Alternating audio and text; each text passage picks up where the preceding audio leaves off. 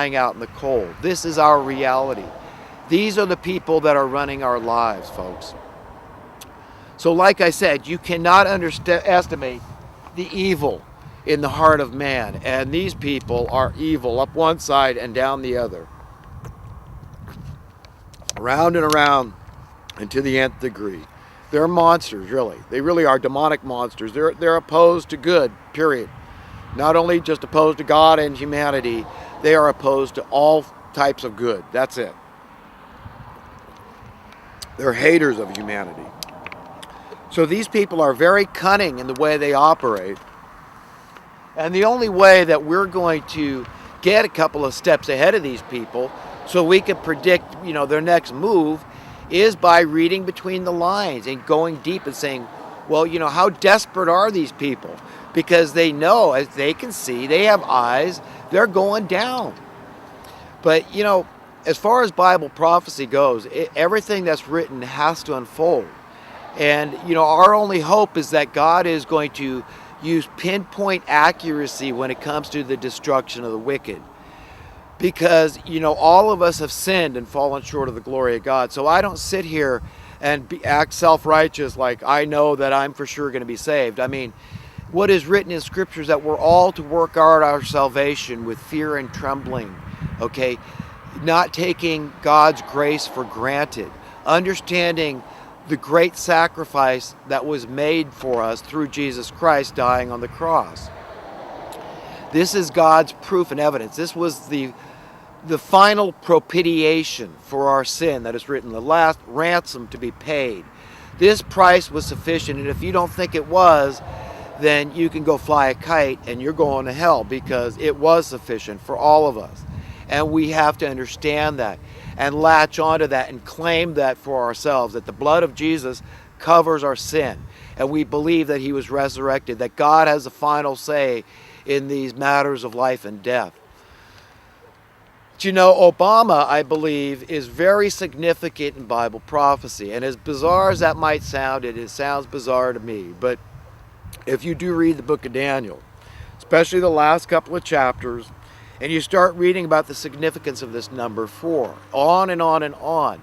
And Obama being President 44, born 8-4, and you realize, wow, you know what?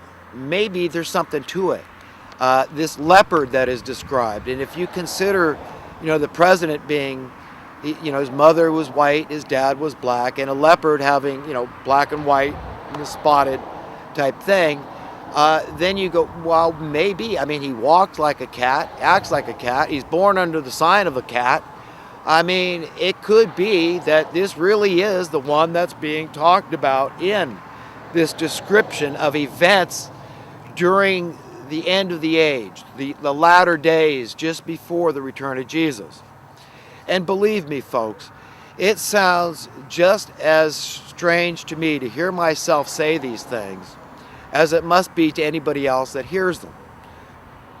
But here's the thing about it, is that it's better safe than sorry, anybody will tell you. So if there's one thing you want to do, it's want to get your house in order. That's be ready spiritually and say, God, you know what? I have sin in my life, whatever it might be. It's between you and him, and to confess it and say, help me to understand this thing, whatever it is that I can't overcome. But understand there's a definite distinction between being sinful, which is just part of our carnal nature. It's part of our fallen state. It's in our DNA. Our thoughts, our words, our deeds can sometimes be sinful because we are weak. But in our weakness, his strength is perfected. But there's a distinction between being sinful then and being wicked. We want to make sure that our hearts are pure, that we're ready. We are saying, God, whatever it is, however you would have it, reveal it to me and help me to manifest that in my own heart and mind, my spirit, my soul. What comes out of my mouth and the deeds I do, the thoughts I think. Help me to embrace that and to not reject that and to say, whatever your will is for my life, individually and collectively, let me accept that, because I want your will to be done on earth. I want Jesus Christ to rule over the affairs of men. I want to be free from this false master known as money. That's what it is. It's a competing God. And we cannot serve two masters. Okay, that is the way it's written. I'm not just making stuff up. You know, I know it sounds preposterous to people to think this is the root of all of our problems. Come on. Now, how does this tie into the shooter up in Roseburg? Well, let's see. You know, that this guy, like everybody else, is obsessed with money. Oh, and then we find out that the pharmaceutical companies are involved. This kid was on SSRIs. He's depressed. Why is he depressed? Well, maybe, let's just use speculation here and say maybe he found out about chemtrailing, you know, weather modification programs going on, clandestine programs that are, by the way, let me make mention of this. I believe these are run by black operations, which is very foreboding because black operations don't answer to anybody. They don't answer to Congress. They take out billions upon billions, hundreds of billions, trillions maybe. Nobody knows. Presidents that have tried to find out through these operations about the UFOs, okay, which are historically documented all down through the ages, thousands and thousands of years old. These things have been researched, investigated, and documented as being factual. There is advanced flying crafts. There is other beings, let's say. This is all very biblical too. So when presidents have tried to find out the nuts and bolts behind this and what exactly certain people know about these programs, they have been shunned and told no. And they'll just use this line that, well, it's under the national security. So understand, when you've got black ops involved in running these weather modification programs, it's very risky for anybody to talk out about these things or to find anything out. We've got to challenge these people. We, the people, need to be an affront to these people. And so I digress, but back to the Oregon shooter, okay, this punk kid doing SSRIs, and and these drugs are even the inserts are claiming, this behavior might get suicidal and you might get homicidal and all this. And the mainstream media won't touch it because there's so much money involved, okay? So the people are in darkness. People die for a lack of understanding. This is another biblical teaching. For a lack of wisdom, for a lack of learning, okay? The people perish for a lack of knowledge. That's probably the way it's actually worded. The people perish. My people perish for a lack of knowledge. So understand, you've got to understand, all these mass murders, almost every one of them without fail, is doing these kind of drugs. And they won't talk about it in the media. I mean, one thing they did point out was all the resistance to President Obama going to see the families of the victims of these people, and it just makes one wonder about another passage from Scripture, Where are these wicked people? Where are they going to be? Well, where the carcass is, where the dead bodies are, there the vultures will gather. And you see, this is, where are these people? You see these Illuminati class, all these elitists, these hypocrite class. Remember the big earthquake, was it in Haiti that destroyed so much? Was it an earthquake? I can't even remember now. It's been so long. But, maybe it was just a terrible hurricane that was, I think it was an earthquake, though. Yeah, I think they did have a big earthquake, right. And so all these people, these world leaders, come in, the Bushes and the Clintons are over there, and Obama and everybody. If Obama was president then, I can't remember. It's been so long. But, when you think about all the death and destruction, that's where these people like to go and congregate. And they come up like the good guys. We're the good guys. These people are miserable liars. Don't you know, folks? And I want to go back to economics because, like I said, and I've said so many times before, everything comes down to economics. Why? Because economics has to do with money. And money is the biggest charade, the biggest farce, the biggest fraud that's ever been perpetrated on humanity. And you need to understand why there's so many upright, decent, staunch capitalists, because all these economists that have written about capitalism through the ages, you see, there's one thing you've got to understand, that these people didn't write to no avail and try to convey something and impart something to the public. that was wrong. They tried to tell the truth. They tried to say, this is something that will work. And what do they mean work? Do they mean that it'll work as an exclusive privilege for some? You know, this entitlement, these rights to prosperity as defined through financial prosperity, as defined through money prosperity, is it confined to just a select group? Do we always have to have this underclass? And the answer is no. These people wrote to an avail. They try to educate people to an avail. And that means that it's got to be universal. It's got to be full entitlement, full rights, full privileges, not exclusive, okay? That's it.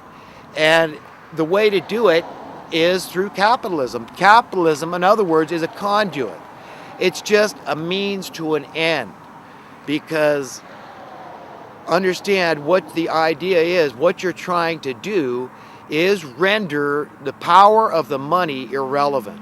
You don't want the money to have power over your life. You don't want to ever live in fear of financial insecurity. You do never want to be enslaved. Okay, you don't want your freedom taken away due to financial insecurity. These things are part and parcel. Okay, you've got to understand they go hand in hand.